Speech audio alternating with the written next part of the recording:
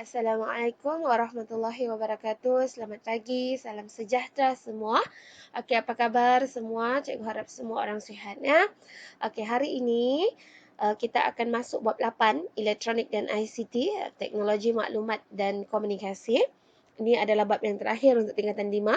Tapi selepas bab ni kita akan tengok bab 5. Kita belum belajar bab 5 kan? Selepas bab 5 tu kita habis silibus ya. Okey. Untuk bab 8 ni, sebelum kita masuk bab 8, pernahkah kita terfikir bila kita dapat mesej atau kita kirim mesej kepada orang lain, macam mana, apa yang membolehkan, apa yang berlaku sehingga mesej-mesej itu boleh sampai ke dalam telefon kita dan juga kepada orang lain. Jadi semua itu dia melibatkan gelombang ya. Okey, ini adalah graf yang menunjukkan gelombang radio ya. Okey, graf yang menunjukkan gelombang radio. Ini biasa masuk dalam peperiksaan. So, kita kena tahulah bila tengok gambar ni kita kena tahu. Okey. Ini jarak di antara paksi Y, jarak di antara paksi X ni dengan puncak gelombang ni, ini kita panggil sebagai amplitude. Okey, amplitude. Tengok paksi Y ini adalah sesaran. So maksudnya ini adalah sesaran. Sesaran maksimum dari titik keseimbangan. Okey. Amplitude dengan simbol A ini adalah sesaran maksimum dari titik keseimbangan. Okey, ataupun jarak tegak ya. Dalam buku kunci emas tu dia letak sana jarak tegak. Okey, kemudian kita tengok dia kan macam ni kan, naik turun. Okey, so puncak yang di atas ni, ini dengan ni kita panggil puncak, yang di bawah tu adalah lembangan. Okey, lepas tu panjang gelombang. Panjang gelombang simbolnya ini panjang gelombang. Ini simbol ni kita panggil lambda ya. Okey, simbol lambda ni untuk panjang gelombang. Apa itu panjang gelombang? Panjang gelombang adalah jarak di antara dua puncak atau dua lembangan atau dua titik sefasa yang berturutan. Okey, apa maksudnya? Okey, yang pertama, jarak di antara dua puncak. Maksudnya, ini puncak yang pertama, ini puncak yang kedua. So, satu panjang gelombang tu dari sini sampai sini. Ini satu panjang gelombang. Okey? Okey, ataupun jarak di antara dua lembangan ini. Lembangan ni, ini sampai sini. Okey, ini satu panjang gelombang. Okey, kemudian yang ketiga, dua titik sefasah yang berturutan. Okey, contohnya ini. Ini. Sini. Okey, jadi dari sini sampai sini ini panjang gelombang. Panjang gelombang yang seterusnya dari sini sampai sini. Ini. Dia mesti lengkap satu puncak, satu lembangan. Satu puncak, satu lembangan. Okey, boleh ya? Itu panjang gelombang. Okey, kemudian halaju gelombang. Okey, halaju gelombang simbolnya V. Ini formulanya ya. Macam mana mau cari halaju? Apa itu halaju? Halaju adalah jarak yang dilalui oleh gelombang dalam masa satu saat. Jarak yang dilalui oleh gelombang dalam masa satu saat. So, ini dia punya formula. V sama dengan F lambda. V adalah panjang gelombang, F adalah frekuensi, dan darab dengan panjang gelombang. V sama dengan F lambda. So, kalau di dalam soalan dia akan bagi, biasanya lah setakat ini, bila dia suruh cari V, dia mesti bagi F dan lambda. Kalau dia suruh cari F, dia akan bagi V dan lambda. So, ini kamu gerak-gerak sajalah, simple matematik kan. Kalau dia minta F, frekuensi, F sama dengan V per lambda kan. Simple matematik kan. Okey, apa itu frekuensi? Frekuensi ialah bilangan gelombang yang dijana per unit masa. Maksudnya bilangan gelombang dalam masa yang terhasil dalam masa satu saat. Okey. Kemudian T adalah masa yang diambil oleh satu panjang gelombang. Boleh ya? T adalah masa yang diambil untuk satu panjang gelombang. Frekuensi pula ialah bilangan gelombang yang dihasilkan dalam masa 1 saat. Okay. Frekuensi itu dia dalam unit hertz ya, dalam soalan dia dalam unit hertz, biasa dengar kan? Okey. Okey, ini nota untuk kamu je lah. Nanti cikgu send PowerPoint ni dalam grup, kamu boleh tengok lah. Ini sudah cikgu cakap semuanya tadi ya. Okey, ini adalah contoh soalan yang melibatkan amplitude atau melibatkan laju gelombang, frekuensi dan panjang gelombang. Okey, tengok ya. Satu gelombang dengan frekuensi 50 Hz, maksudnya 50 Hz ni ini ialah F. Bergerak dengan laju 330 meter per saat. Laju ini adalah V, kan? Okey, berapakah panjang gelombang? So dia minta lambda. Okey, ini kita punya formula tadi. So, bila minta lambda sama dengan V per F. Cikgu harap faham ha? Ini simple matematik kan? Ini formula asal, V sama dengan F lambda. So, lambda sama dengan V per F. Okey? Okey, kemudian kita masukkan sahaja nilai yang diberikan.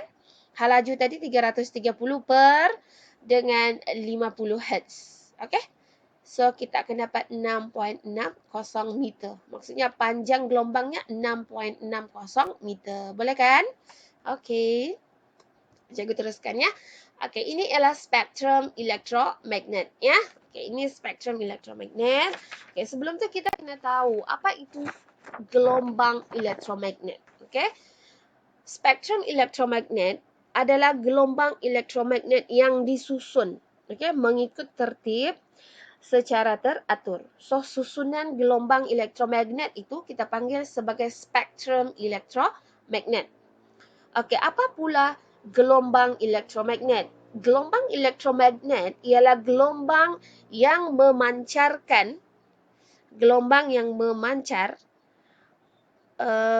tanpa medium, dan dia membawa tenaga elektrik dan tenaga magnetik. Sebab tu kita panggil dia elektromagnet. Okey.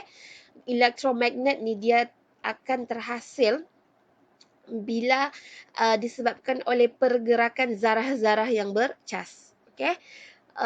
Tidak tanpa medium tadi tu. Cikgu ulang lagi apa itu gelombang elektromagnet. Gelombang elektromagnet adalah gelombang yang terhasil disebabkan oleh pergerakan zarah-zarah yang bercas dan dia bergerak tanpa ataupun memancar tanpa medium dan membawa tenaga elektrik dan magnetik.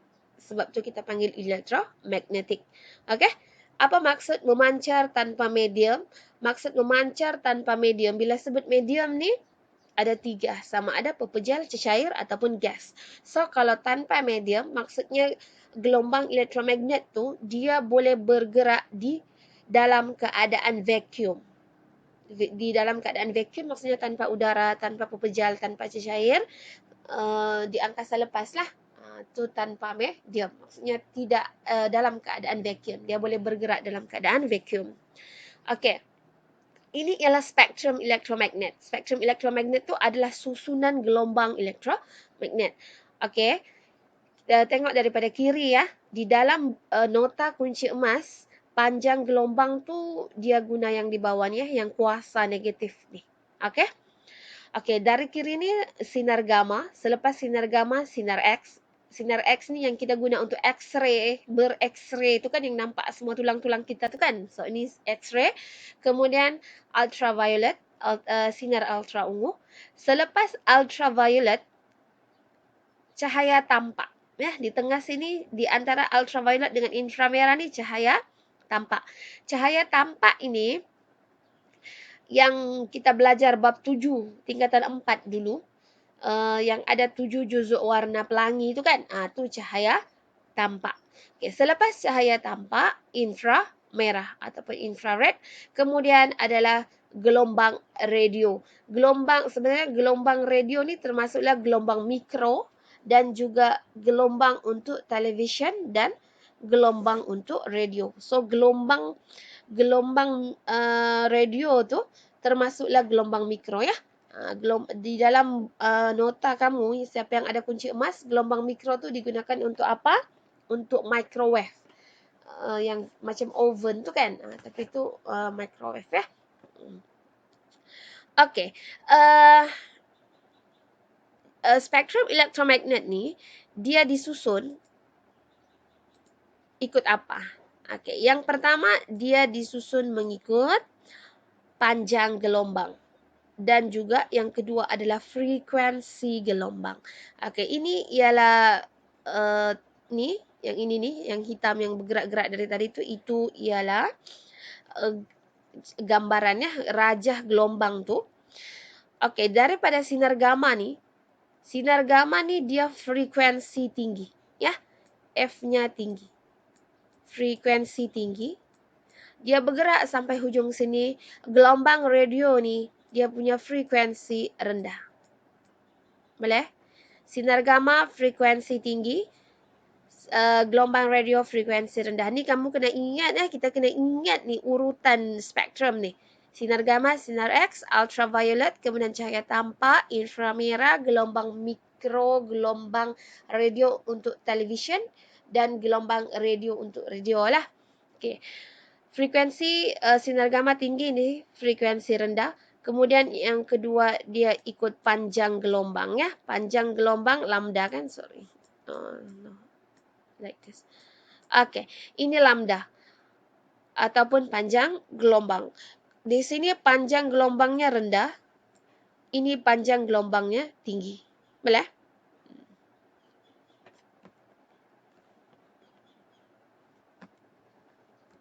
Yep. Okey. Alah, sorry. Tengok ni lah. Sorry. Okey. So, kena ingat ya, susunan ni. Sinar gamma, sini gelombang radio. Sinar gamma frekuensi tinggi, panjang gelombang rendah.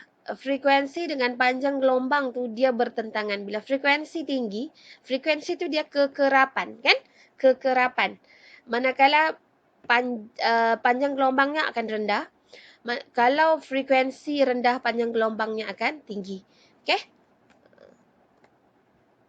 Okey, ini tengok ya, jangan confuse. Ini rajah sama dengan di dalam kunci emas. Dia mula di kiri sini sinar gamma. Yang ini di dalam buku teks. Yang guna buku teks ini ya.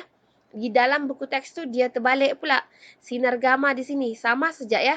Sinar gamma di sini, so sama juga urutannya kan. Sinar gamma, sinar X, ultra ungu, cahaya tampak, infrared, gelombang mikro, kemudian ini semua gelombang. Start daripada gelombang mikro sampai belakang sini adalah gelombang radio. Okey? Tengok sini. Ini dia kata gelombang frekuensi rendah. Frekuensi tu kekerapan kan? Tengok sini, kekerapan, manakala di sini frekuensi tinggi. Tengok daripada ini ini satu, dua, tiga, empat. Dia punya frekuensi kekerapannya tinggi, tapi panjang gelombangnya rendah. Tengok ini lembangan. Pendek kan panjang gelombangnya? Tapi dia banyak kali kekerapannya tinggi, frekuensinya tinggi. Manakala yang ini dia punya frekuensi rendah. Dia lambat, kan? Tapi dia punya panjang gelombang tinggi. Contohnya daripada puncak ini ke puncak ini. Panjang kan dia punya ni. Panjang gelombangnya panjang. Tapi frekuensinya rendah. Berbanding dengan ini, panjang gelombangnya pendek, tapi dia punya kekerapan tinggi. Okey, ini rajah di dalam buku teks. Jangan confuse ya, dia sama aja. Cuma dia kasih terbalik ya. Okey, ini adalah ciri-ciri gelombang radio. Ini selalu sangat ditanya dalam peperiksaan. Dia selalu tanya apa kelebihan gelombang radio. Okey, yang pertama dia bergerak laju. Okey, ini kelajuannya ya. Okey. 3 darab 10 kuasa 8. 3 darab 10 kuasa 8 meter per saat. Maksudnya, dalam masa 1 saat, gelombang radio boleh bergerak sebanyak 3 darab 10 kuasa 8 meter. Berapa meter tu? 3, 10-nya 1, 2, 3, 4, 5, 6, 7, 8. Okey? Dalam masa 1 saat, gelombang radio boleh bergerak sejauh ini. Okey? Okey, lepas tu dia boleh bergerak melalui vacuum. Okey, menghantar gelombang bunyi ke jarak yang jauh, tidak disebarkan oleh objek yang menghalang gelombang radio. Kemudian sedikit penyerapan oleh udara. Sebab tu kita boleh dapat maklumat yang jelas ya, sebab dia penyerapan oleh udara tu sedikit. Okey? Okey. So bila ditanya apa kelebihan gelombang radio, ini jawapannya ya. Okey. Selanjutnya kita tengok jenis-jenis gelombang radio dan kegunaannya. Okey, ini jenis-jenis gelombang radio. Okey, yang pertama gelombang panjang, long wave ya. Gelombang panjang untuk siaran radio tempatan. Siaran radio tempatan. Siaran radio tempatan. Fahamlah kan maksud siaran radio tempatan? Kalau dulu contohnya kalau radio Tawau. Radio Tawau tu dia dapat area Tawau je kan. Tawau lah Datu. Macam tu kan. Okey. Kemudian gelombang sederhana siaran radio AM dalam negara. Okey, sinaran radio biasa kan kamu dengar radio ada yang radio AM dengan FM kan? Kalau gelombang sederhana untuk AM. Okey, kalau gelombang pendek pemancaran jarak jauh untuk siaran radio AM. Kemudian frekuensi lampau tinggi dengan frekuensi lampau tinggi, sangat tinggi dengan gelombang mikro ni. Ini semua adalah untuk sistem radio FM, siaran TV, telefon bimbit, siaran langsung yang live. Sekarang ni banyak live kan, TV live, YouTube live, Facebook live, semua tu guna ini ya. Panggilan telefon jarak jauh dan boleh dipancarkan oleh satelit. Itu semua gelombang mikro. So bila melibatkan bila melibatkan satelit kita guna gelombang mikro. Okey. Kemudian simbol ini ya. Okey, simbol ni kita sudah belajar dulu. Bila kita belajar ni masa tingkatan 3 kan, masa mendengar rendah kita ada belajar kemahiran hidup kan. Kemahiran hidup kah? Sekarang KMK kah? Okey. RBT pula sekarang kan. Okey, perintang. Kamu sangat familiar lah ni kan. Perintang. Sekejap ya. Okey, perintang. Okey, ini adalah simbol perintang ya. Simbol perintang. Okey, apa fungsi perintang? Menyekat aliran arus elektrik. Okey. Ini macam ulang kaji lah kan. Sudah belajar ni kan. Okey. Yang seterusnya kapasitor. Kapasitor. Okey. Ini boleh laras, tidak boleh laras. Ada dua jenis kan. Kapasitor boleh laras dan kapasitor yang tidak boleh laras. Okey. Fungsinya adalah untuk menyimpan cas elektrik dan menghalang arus terus direct current ya. Kemudian diod. Diod kah diod? Okey. Diod ni membenarkan arus mengalir dalam satu arah sahaja. Membenarkan arus mengalir dalam satu arah sahaja. Ini simbolnya. So untuk bahagian ni kamu kena ingat apa nama komponen tu, apa simbolnya dan apa fungsinya ya. Okey, transistor. Transistor ada dua kan, PNP, NPN. Fungsinya untuk menguatkan arus dan bertindak sebagai switch elektronik. Okay, kemudian induktor. Induktor untuk menghalang pengaliran arus ulang-alik. Dan menghalang pengaliran arus ulang-alik. Kemudian menyimpan tenaga dalam medan magnet. Okay, kemudian transformer. Okay, ni form 3 cikgu ingat ada belajar transformer, step up transformer, step down transformer kan. Transformer ni dia mengubah voltan arus ulang-alik.